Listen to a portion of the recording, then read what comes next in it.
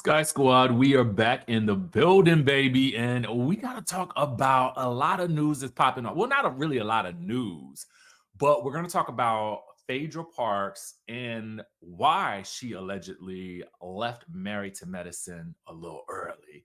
And then we're going to recap Basketball Wives, but I want you guys to know that the devil is really in the details when it comes to the episode descriptions because I just felt like last night there was something that was left unexplained that the description of the episode actually tells us. And then we got to talk about Brooke and Dr. Cheyenne's epic battle at the brunch. That brunch was giving Bell Collective Letitia Pearson brunch. Okay. So we're going to talk about that as well. Make sure you guys subscribe to the channel if you haven't already done so. Hit that notification bell button and like this video if you like reality TV related content. Also, be sure to subscribe to our members community by clicking the link down below for exclusive content. Okay, let's get into it. Phaedra Parks. The tea came out yesterday afternoon, like in the evening. I went bowling last night. You know, I had to go whoop up on a couple of people, you know, my good friends and whatnot. You know what I'm saying? Anyway, so I wasn't able to really get any more news done. And y'all know I don't like to work at night anyway. So we'll talk about it today. Now, the Neighborhood Talk is reporting that Phaedra Parks allegedly quit Married to Medicine after someone invited Apollo and his wife on the show to confront her. The source says Apollo's wife read Phaedra down and Phaedra went off on production. Let's get all the way into what was allegedly said, okay? They say that while we got that announcement that Phaedra would be returning to the Real Housewives of Atlanta, you know, people were wondering what that meant for Phaedra's role on Married to Medicine. According to this past season that just finished filming will be Phaedra's last. Now, this is what is being said. That someone brought Phaedra's ex-husband Apollo and his new wife Shireen on the show and things quickly went left. Shireen apparently went off on Phaedra and read her down to the point where Faye went off on production and threw up the deuces and quit.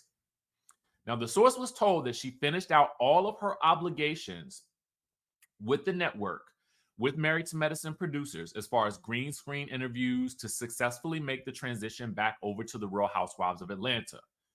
Phaedra's Married to Medicine co-star Toya Bush Harris wished her well on her Real Housewives of Atlanta news, saying, "Congrats, pray you're happy," smiling emoji.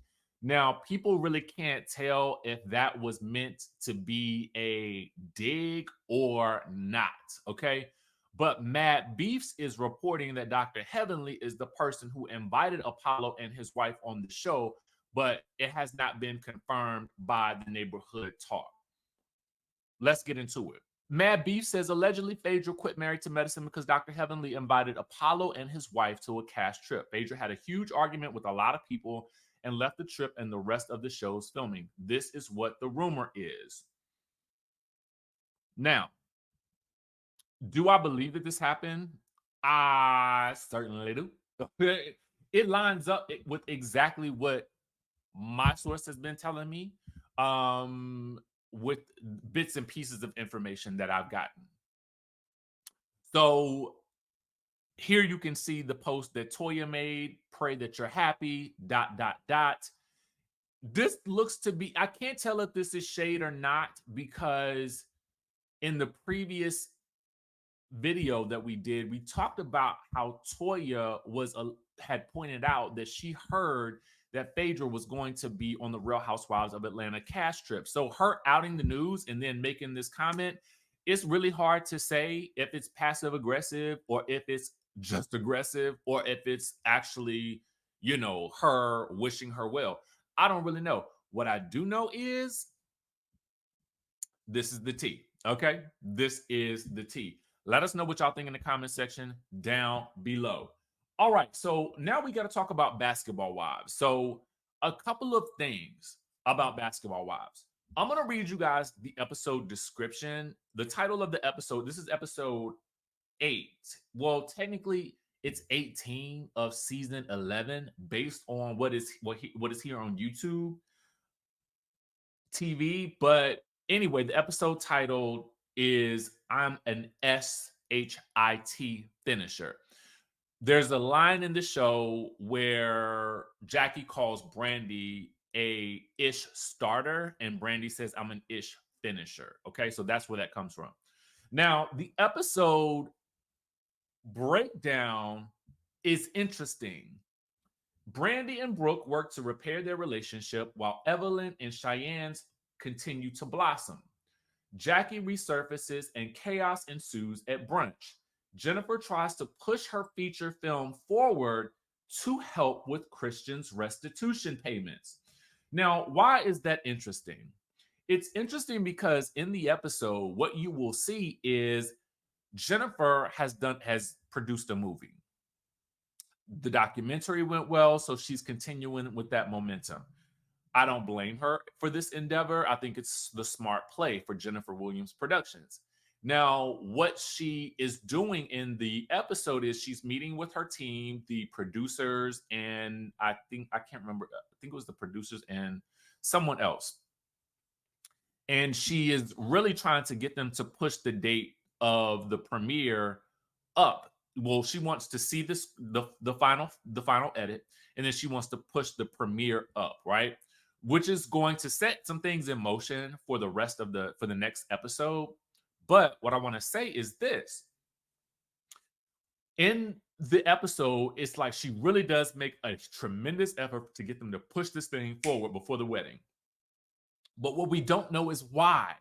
But based on the episode description, we now know why. Because we learned previously that Christian needed to pay this $250,000 restitution before their wedding. And this check might just be the thing that does it if she can get this thing sold, which is why she's pushing to get this thing premiered. Boom. I was like, ooh, okay, it's making sense now. That's not really explained in the episode at all. But I just thought when I read this episode description, I was like, oh, that's why there's this big rush on getting this done. Interesting. I'm not mad at it. Listen, if you got a bill to pay and you got something that you can leverage to pay it with, go ahead and do it. That's a smart money play to me. Smart to me. All right, so let's get into the actual episode, okay? If I had to rate this episode on a scale of 1 to 10, I'm going to go ahead and tell you guys, I'm going to give this episode a 10, baby. This episode to me was good. It was very, very good. You know, Jackie is back, okay? And in true Jackie fashion, she is getting her revenge on Evelyn by exposing. I gotta put the alleged badge up here. I can't even say it. Okay, I don't know if I can say this term on YouTube, so I'm gonna have to work around the term. But basically, when Jackie finds out what Evelyn has unearthed about her past, Jackie completely denies anything about this conviction for, you know, being a lady of the night. Okay. So what she says in return is that Evelyn, what's going on in the midnight hours at Evelyn's house, Jackie alleges that Evelyn is doing nasty things with the dogs.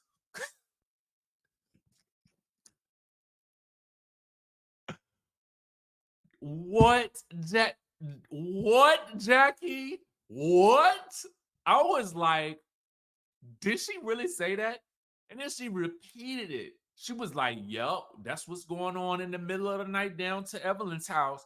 She's getting it on with them dogs and with that bearded dragon. I was like, it was so off the charts crazy to me. I had to pause it because I was like, what in the fire? Jackie, For real? Is she getting it on with the dog? Is it puppy love? Like what?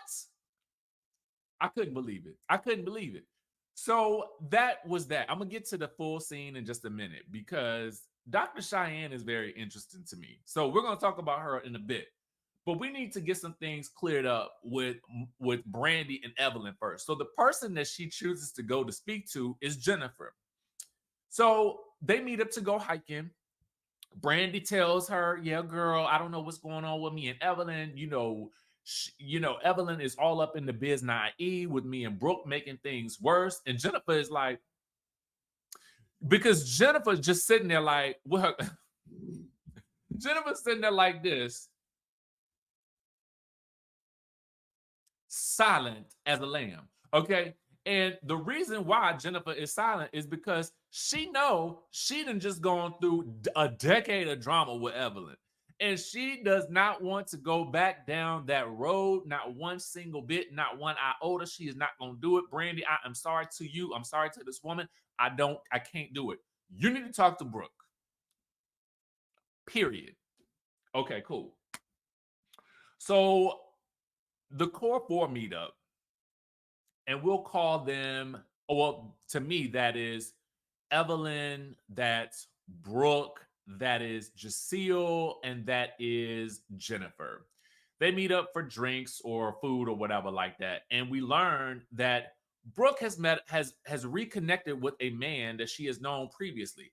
I don't think this is the same dude that we saw her on a date with, but what we do know is that over the course of a weekend, she is in love and has found the love of her life. She later tells Brandy and Jen that she is intending to marry this man by the end of 2024. And I'm just like, everybody is looking at her like, skirt?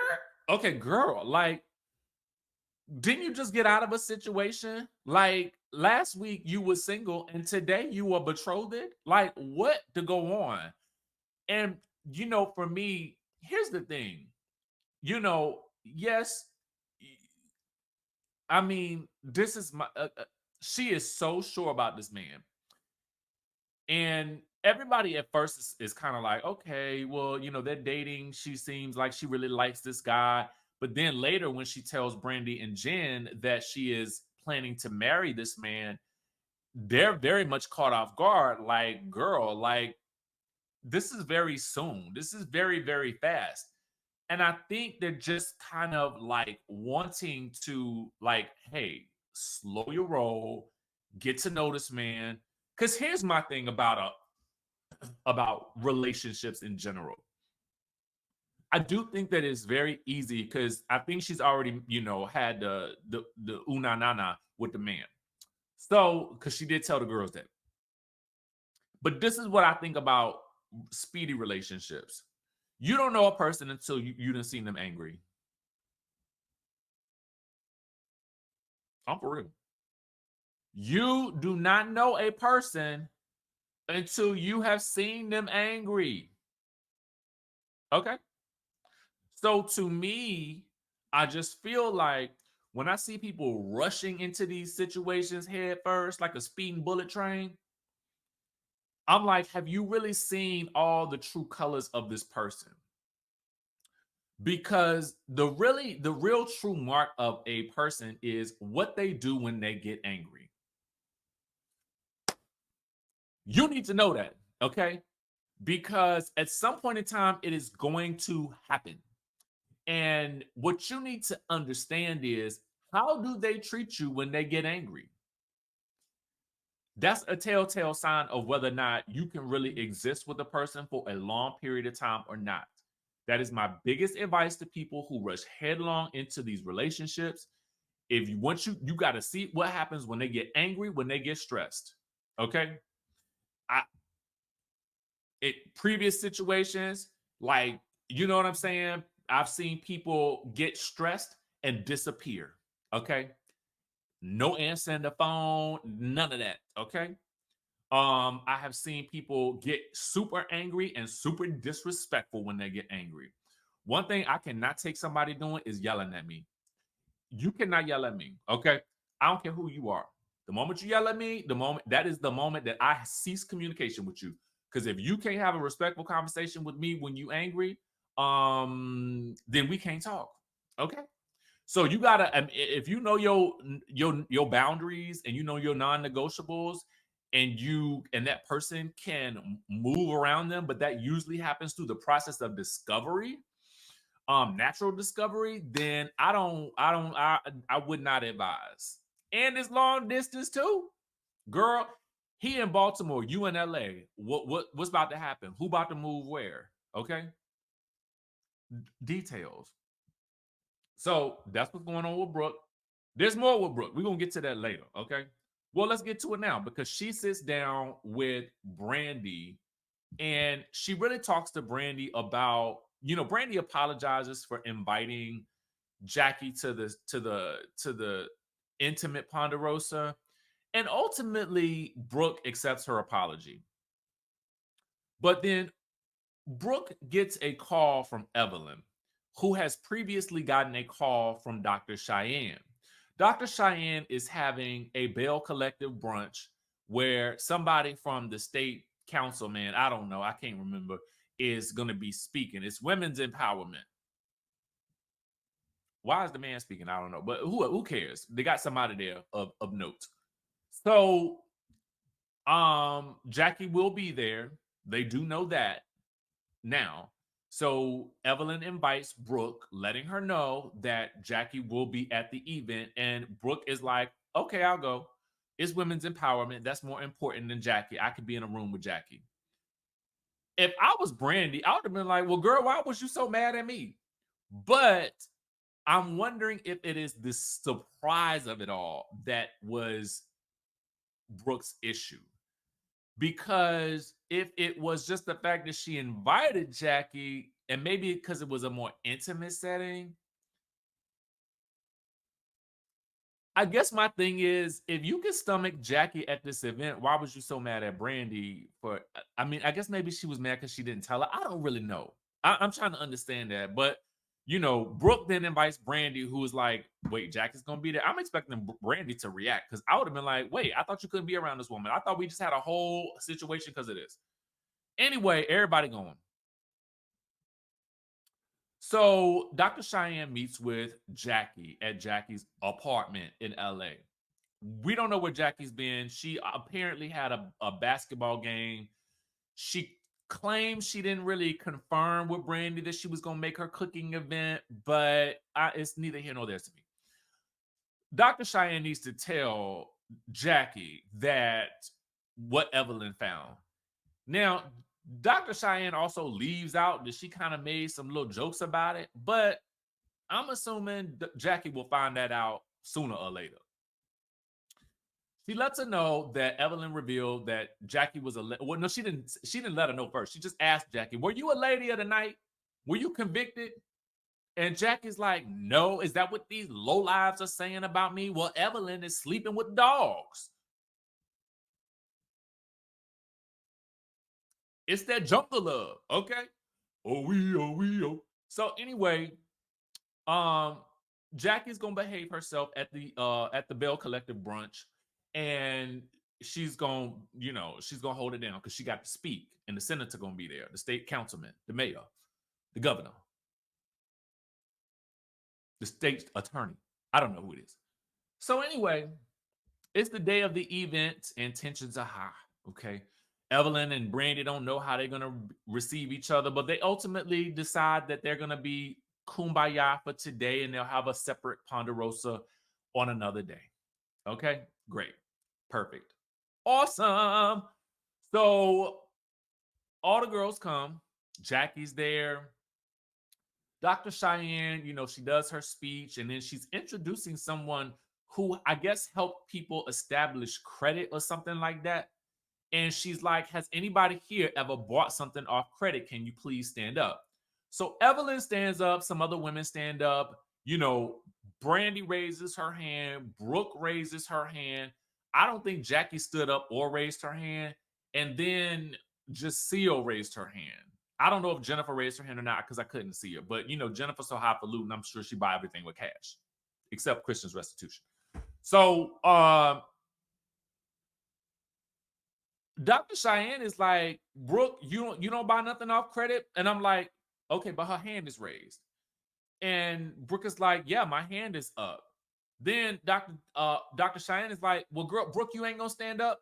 Well, I'm like, well, Brooke, I mean, Dr. Cheyenne, if you're gonna have Brooke stand up, you might as well have Jaceel stand up. You need to call out Brandy. You need to call out Jackie. I don't even know if Jennifer stood up. You ain't call out Jennifer. Jennifer might have deuced out and had to make a phone call down to call about Christian or whatever like that. The movie, I don't know I don't know what she was doing. All I know is Dr. Cheyenne kept making it a point to poke at Brooke. And I didn't really understand it. It didn't make no sense to me. It didn't make no sense when she tried to rationalize it later. All I know is that Brooke did not appreciate it, and I wouldn't have appreciated it either. And she tried to tell the girl, like, can you please stop calling me out, like at this packed event? And Dr. Cheyenne then afterwards goes over and then wants to address it again. And Brooke is like, can you please not do that to me? Like, it's embarrassing. And it is. If there was a situation where you felt like, because y'all have known each other for 20 years, that you wanted her to stand up for some reason, and like some other reason outside of what the rest of the reasons were that you didn't care that these girls stood up, then you should have addressed that in private. You don't call somebody out like that at an event. I mean, obviously it creates for tension for filming, but at the end of the day, it's just kind of like, it's weird. So when she goes over, it starts to get a little like, it's weird. And Brooke to me, Brooke picked up on the weirdness and she stands up. And when she stands up, Dr. Cheyenne is like, well, we about to go to drinks or whatever like that. And I think she was trying to make it so that Brooke wasn't coming. And Brooke is like, I'm coming to drinks. Okay. So for whatever reason, Dr. Cheyenne at that point is like, security. So security steps in, right? And Brooke is like, none of y'all better not touch me. None of y'all better not touch me. Okay. Meanwhile, Jackie, I think, has already left. She's in her car, but she ain't left yet. So the people, I guess Dr. Cheyenne's friends and family and her mama, starts getting buck with Brooke. And so then the rest of the ladies are kind of like, trying to like, hold on, y'all not about to bum rush my girl like that or whatever like that. So then next thing you know, Dr. Cheyenne's mama is at it with Brooke, and some other people. Now, there was a person that came down who I'm assuming is a member of the LGBTQIA community. My assumption is Brooke, because I mean, the girl had on a suit, right? Right. So, she was more masculine presenting. So Brooke then says, just because you dress like a boy or whatever like that, or she said, just because you look like a boy or dress like a boy basically she was saying that I'm going to handle you like a bee, right? So, heat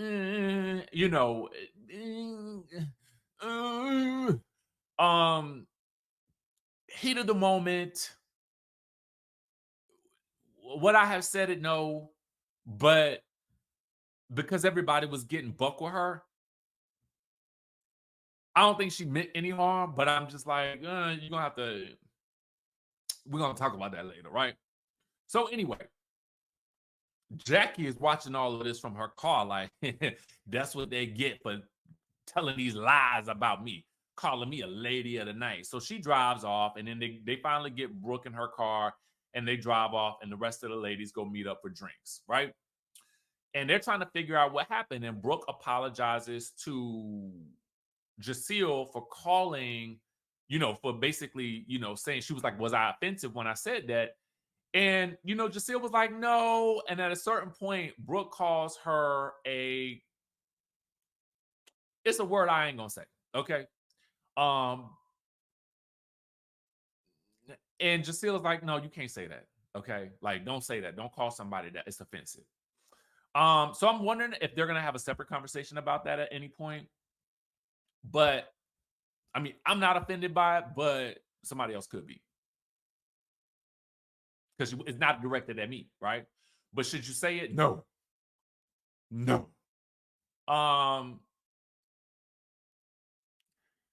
Ultimately, it is decided that Evelyn is going to have a conversation with Dr. Cheyenne to try to figure out what was going on and why she was doing that. So when she does meet up with Dr. Cheyenne is very much like, Brooke got problems. You know, she's always been like popping off like that easily. And I'm thinking to myself, if you know that she's easily able to pop off, then why would you continue to poke her like that for no reason? And Ellen is like, you called her out like not once, but twice from the podium. So it didn't make any sense to any of us sitting at the table. We all felt some type of way about it. And the conversation basically leaves Evelyn feeling like, I don't know if I could be cool with this girl. And I'm like, I don't think you should be cool with her, because ultimately, if you had a big problem with Brandy bringing Jackie around, and you know that this girl just had it out with Brooke in this major way, why would you be cool with her? Because you would basically be doing what you accuse Brandy of doing at this point. I don't know. It was interesting to me. The entire episode was interesting to me. I was fascinated by the little details and the conversations. Not only the blow-ups, it was chaotic. You know what I'm saying? And I felt like I was interested. I was watching like, what is happening here? What's gonna happen next? So I was satisfied with the episode, but let me know if you guys were. With that being said, I will catch you all in, of course, the next video.